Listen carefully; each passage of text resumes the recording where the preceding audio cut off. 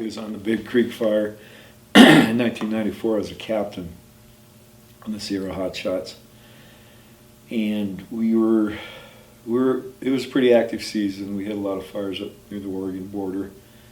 We were just coming down from I believe it was our third 21-day shift. This was before the work rest, which I thought was a good idea. They put the work rest into place the next year.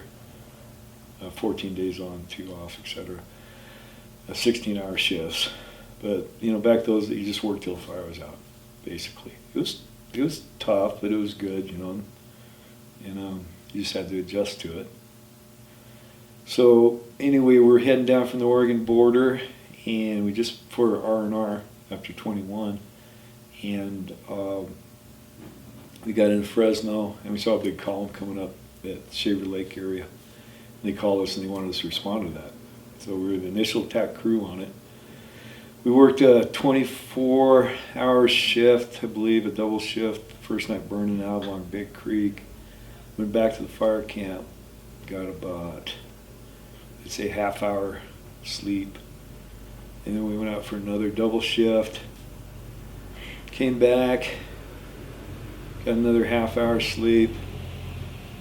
And then we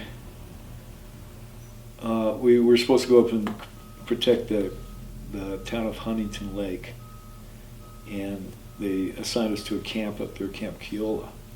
So we worked prepping around that because the fire was kind of coming up from Big Creek area. And me and the other captain, Mark Smith, we went down and looked to the north, to the south of the camp, and we found a ridge that we could cut down, tie into a rock. And at the bottom of the rock, which was about a 600-foot drop, that would tie into the next division. LP was coming up from the other side, and to keep the fire from basically sweeping around and taking out the camp in Huntington, town in Huntington. So anyway, we spent the night there at the rock pile, and the next morning I went down, scouted down to the rock, the top of the rock, about 200-foot section.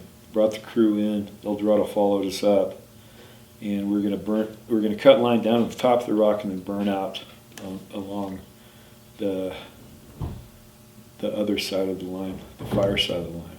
And so everything was in place. I was posting lookout. I set up 4 short range safety zones. The long range would be back to the lake, and communications was in place. Escape route was back up the line to the lake or to the short range if we needed them. The fire was kind of burning up to the ridge slowly. So anyway, I turned around and I saw a big black column down below the rock. And I couldn't see the base of it. So I slid down the face to this ledge, crawled out on the ledge, looked down and saw that the black column was on our side of the drainage, which I didn't expect. I thought it'd be on the other side.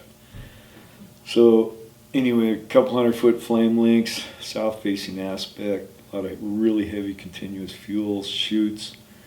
The column itself was coming straight up at me, kind of turned, and they were thinking about 1,000 foot per minute. And so, one of the squads leans over and asks if they should get out, and I say, "Yeah, get them out now." I paused and stayed, watched the fire for about another minute, and then realized that I didn't have time to get out.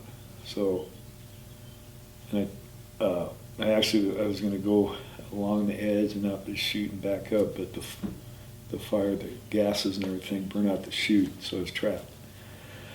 So all the drilling and training came into play, and I set my pack to the side, grabbed my fire shelter, threw my fusees over the side, set my tool on the inside, and then deployed my shelter and laid down on the rock. And as soon as I laid down, the column itself hit me, which was, I've got pictures for you. And I was getting 70, 80 mile an hour winds, real hot embers, and the gases were igniting all around me, so it was pretty hot. It was about 500 degrees is what they sent my shelter up to Missoula, and they said, it started to melt back at 500 degrees, so that's what I was experiencing under the shelter. So I was fighting to keep it down. You know, the old shelters were not good at all for that. It was, you know, they were built like they put an anchor chain around your body and something like that. So it took everything I could to keep the edges down. Embers were coming in and burning me all the way up my leg, arm, shoulder. Had my protective equipment on and shroud, which I usually wore, and my eye protection, so I was able to fight it out pretty good. And then it got worse. You know, the pain of the embers was overtaken by the pain of the heat, the fire around me. And, you know, just thinking of where the fire was and where I was and how hot it was, I didn't think I was going to make it.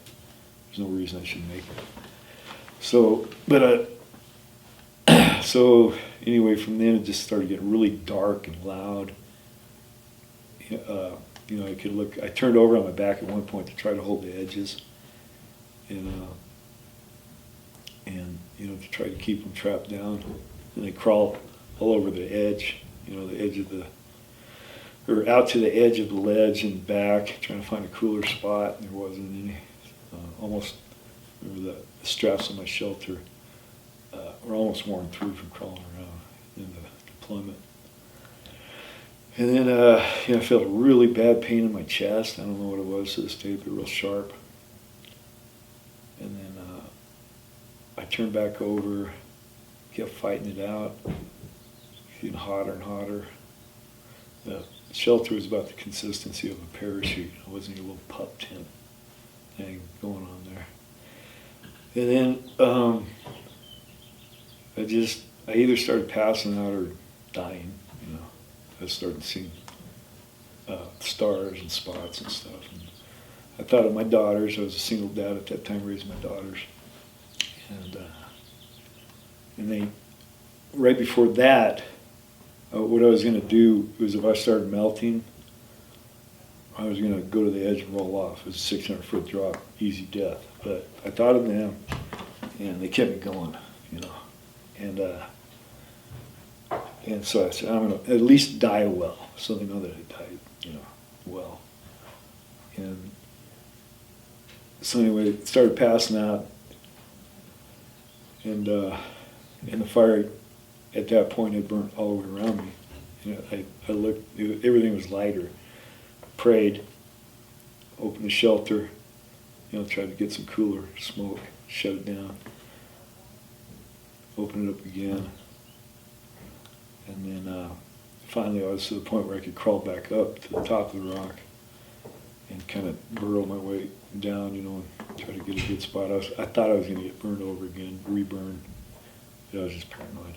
And then I walked out, and that was about it. Went back. They didn't do much for you. They didn't have critical incident stress debriefing. I always recommend that to people because it was a pretty hard deal after that. Gary Cones came down and investigated. He was about the best of the best fire behavior guy. Checked off my list, said all your fire orders and 18 situations were in place. It was an unusual situation. And then I was off the crew for 484 days while they investigated it, and then which was the hardest part of the deployment. And then they put me back on the next year.